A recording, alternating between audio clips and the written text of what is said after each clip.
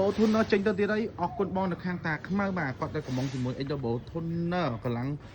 pi đây bắt lại vì mà rồi phải sớm muốn là làm môn này trong baประเภทไอ้ speaker เชียงราวเคปีโรมอนអាចមកតាក់តងយកអានេះបាននេះលោកដាច់មែនតែនថ្ម20ម៉ោងបាទហើយមុខងារវិញគឺទំនើបហើយជ្រាបពីរកន្លងវា200វ៉ាត់ស្ពីយកតាមខ្លួនក៏បានដែរបាទហើយ Bluetooth គឺ 5.3 បាទមាន EQ ទៅបាន3សលេងបាទហើយមាន TWS ASIA 2ក៏បានចូលគ្នាមកបងបាទហើយសម្រាប់អានេះខ្ញុំព្រីដុំសា original ជូនមួយទៀតបងប្អូនគ្នាចា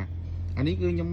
ទិញអានេះមិនមែនមកក្នុង speaker ណាបងប្អូនគ្នាអានេះខ្ញុំទិញក្រៅទេទុក free ឲ្យភ្ញៀវបាទបញ្ជាក់អានេះដុំស៊ីនបងប្អូននេះប្រើពែត្រូវវ៉ាត់ត្រូវវ៉លរបស់វាគឺប្រាំងអានេះខូចថ្មខូចដុំទេបាទសម្រាប់$189ខ្ញុំព្រីដឹកជូនបងនៅក្នុងក្រង់គឺដកដៃចាំទូតក់លុយក៏បានដែរបងប្អូនគ្នាបាទ